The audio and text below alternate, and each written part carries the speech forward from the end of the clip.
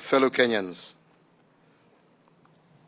it is with a heavy heart and a profound sense also of personal loss that today I make this tribute in honor of the life of President Daniel Toroitich Arap Moi,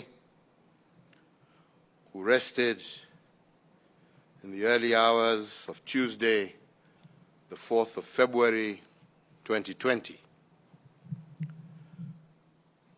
Today, as the solemn procession of the late President Moi's remains proceeds through the streets of our nation's capital to lie in state at Parliament buildings, we commence the final journey of a great son of Kenya, a cherished brother, a loving father, a mentor to many, a father of our nation, a champion of Pan-Africanism, and the second president of the Republic of Kenya. Fellow Kenyans, the question that we should all ask ourselves is, how does one mourn an iconic leader?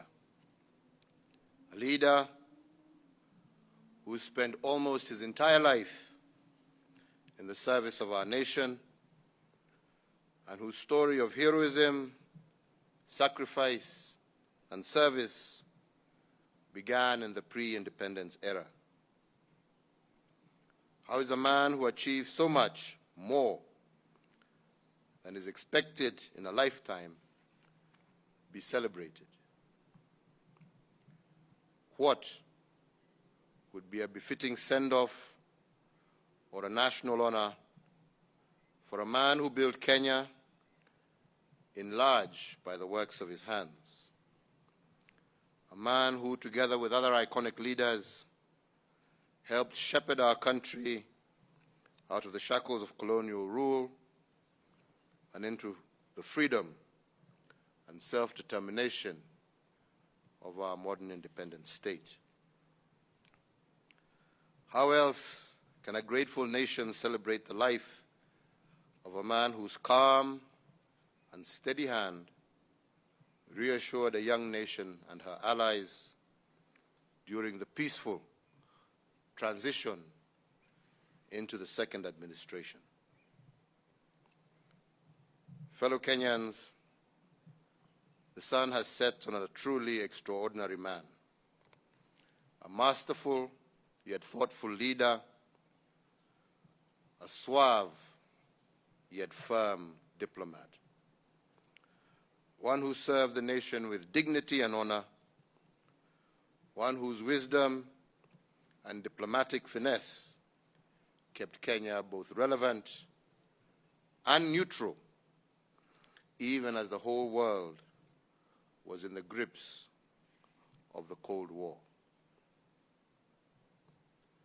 A passing cloud that served with distinction for 24 years, a decisive and courageous commander-in-chief of formidable achievements, who chose well and always put his country first.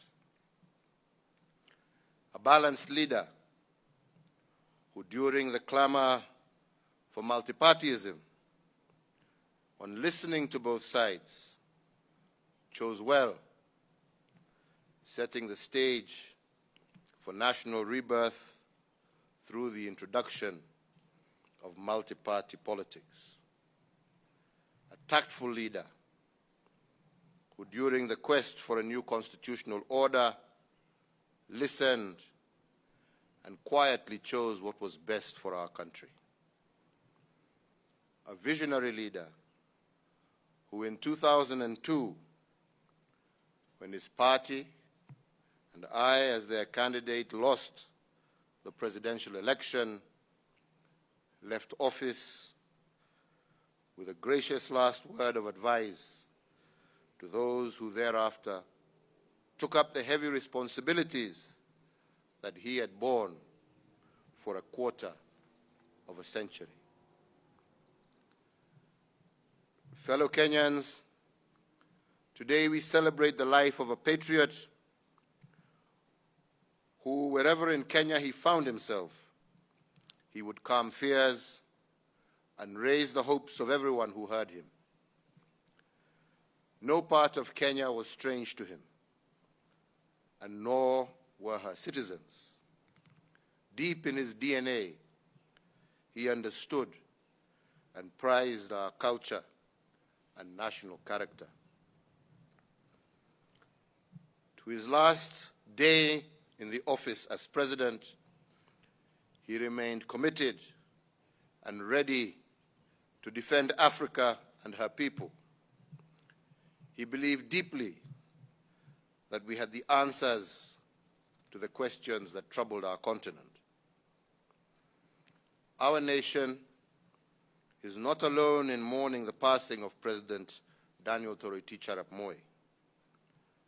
The whole of Africa is mourning with us. We continue to receive messages of sympathy and admiration for the life and service of Mzee Moi from around the world. We celebrate the life of a teacher who taught for life and a mentor to many, including myself. One whose ingenuity bequeathed our nation many, many projects. President Moi was a mortal man whose works and legacy will remain immortal. The Republic of Kenya, the community of East Africa, and the great continent of Africa bears his indelible mark, which I am convinced will endure long into the future. May Mzee Moi's memory live as long as our republic endures, and may we, to whom he has left the care of the republic, prove ourselves worthy of his bequest.